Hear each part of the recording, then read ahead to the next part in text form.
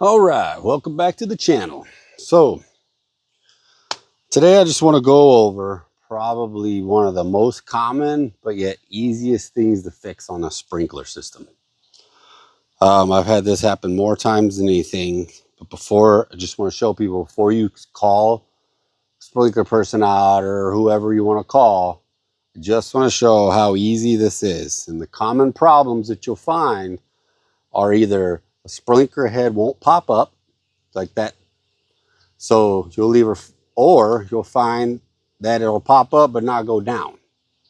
So when you turn on a zone, and either the zone you get nothing at all, or it comes up, but then after it comes up, it never fully goes down, and it'll just sit there and run. Before you think, oh man, what if it's electrical? What if the solenoid was gone bad? Or a whole valve has gone bad. This 9 times out of 10 for me is what the problem's been.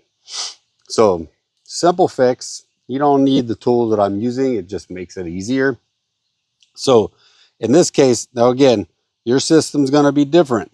Whether you have a Hunter system, and then a Rainbird, I have a Hunter system. So couple of things I'm going to show you when we get into this box. I'm going to put it closer, take me out of this picture. But what I want to show is, before you do this, you got to shut your system off for your sprinklers. So right now, I'm going to go ahead, shut the system off. Again, either valve. I'm just going to take this valve, shut down my sprinkler system here, make sure that it's shut. I just happen to be using, luckily, one of my valves is right here next to this, so that's why I'm filming. I just changed this out the other day, and that's when I thought, oh, I better show your valve. Now again, you're gonna have to find these boxes. Sometimes these boxes are in your yard, you might have multiple valves in them. Sometimes you might be lucky and all your valves are set up in one spot, and that's an easy fix. In this case, mine are down on the ground. I have 2 down in here. So next, I'm going to change the angle of this so you can actually see what I'm doing versus just me pointing at a hole that you can't see what's going on. So give me a second, and we're going to change this camera, and I'm going to show you what's going on. All right, here's my box. And so you see in here, we have 2 valves in this box. Now, again, even though I've shut the water off, one of the things you're going to want to do is make sure the valve doesn't have any pressure left in it before you start unscrewing the screws. You can do it, but it's just a little cleaner. So again, your system might be totally different, but usually they'll have some little knob like this one. What you can do with that knob is you just turn that. Now that knob also can give you a little test run. If you open that valve, it's going to release internal pressure, which unlocks the little diaphragm in there, which will cause your sprinklers to go off. So you can do a little test. In this case, I don't want that to happen, but you can see that water is running out. I want to clear that out so I don't have any pressure. It doesn't take much. It's going to clear out pretty fast since I've shut the water off. Now that I've shut that off, the other thing you're going to want to do is, before you start to do this, because basically what we're going to do is we're going to open this up and replace the diaphragm. More times than not, this diaphragm goes bad. And in this case, I'm going to show you the diaphragm in a minute. So in this case, here's a new diaphragm. This is what a perfectly good one looks like. You want to make sure, before you're going to go put this in there, that everything's cleaned up around this. It's not sitting in mud. I have this clean, so when I open this up, nothing's going to be able to backflow into that. And that's what we do not want to happen, because that you can see that these little holes that are in this. There's tiny little holes on both sides. You obviously don't want to get any crud in that, because you get crud in that, it is not going to work. So in this case, what I'm going to do is I'm going to pull these 4 bolts. And after I pull these 4 bolts, then I'm going to open this up. Now, with me, I got a drill with a driver on the end. You can use a screwdriver. I just find that sometimes it's hard. These are actually in here pretty good.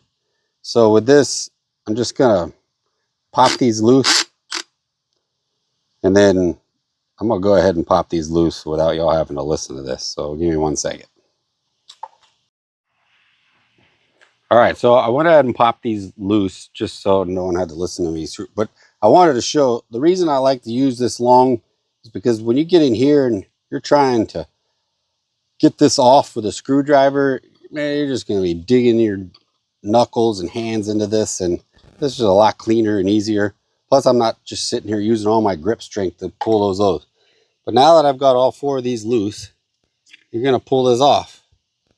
I like to get it out of the way, and you're gonna see, there's actually a piece of grass in there I'm gonna get out. But you see that now it's just gonna empty water. So, but look at, you can even see this just from that little bit. I'm gonna pull this out and show you. This was actually a clean one, even though it's got some. So once you pull this out, actually got some grass in it. Clean that out of there. Now again, this is a good one.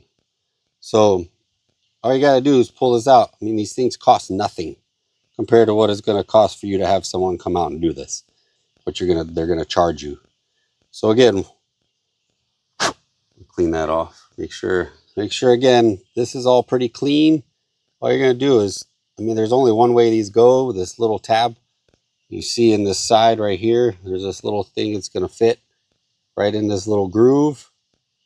You're gonna put this down in, set it nice and gentle in there. Once that's set, it's just a matter of picking this guy up and putting it back on here. I mean, again, it is, once we get that, we just gently set that, make sure it's nice and clean and the wires are caught. And then from there, all it's a matter of do is getting these 4 screws set in here, get them started a little, and then I'm going to go ahead and tighten these up off camera. Y'all don't need to see me tighten up. But once that's set nice, tighten it up. I'll be right back. Now, again, what we want to do, go back, turn your water back on. Make sure we don't have anything spraying out. And then what we're going to do here is now I'm going to run this, make sure I don't have any, get that water, get the air pressure out of it. Plus, when you open this up, you're going to see that the sprinkler will come on. Make sure I'm not going to get wet here. And then also what you're going to want to do is, if I'm going to put an example of if this isn't going to go right. So here, let's just say I actually did this. I put something in there, but see how these aren't turning off? It tells me I have some gunk in there. It's not letting that valve shut down. So even though I've got everything shut off, that sprinkler system's running. So give me a second. I'm going to take this apart, and then I'll be right back. All right. So now that I put it back together in the right way, I wanted to show you what it looked like when it's not working properly. So I took a piece out of the valve, but in reality, so again, old diaphragm, internal's cracked. New diaphragm. That's what it's supposed to look like. So again, just want to give that. And then now, if I do a test, open this valve, it'll come up. But when I close that, let the pressure die off. Once you close it, it'll kick back off again. So again, pretty quick video. Like I said, just to show you how to change out a diaphragm of when you got a sprinkler that's either stuck running or a sprinkler that is stuck off. All right, so there again, just want to show a quick video of, again, one of the simple fixes that a most common problem is sprinkler getting stuck running or sprinkler doesn't come on. first things to check before you get in all the electrical and having to change out a whole valve. Easiest thing is open up that valve, see if you got an old diaphragm versus a new diaphragm. A few dollars here, do it yourself, and you're done and good to go. So again, I hope people found this video helpful. Just one other thing I want to show people how you can do it yourself and not have to depend on other people. Thanks for watching the channel. Until next time.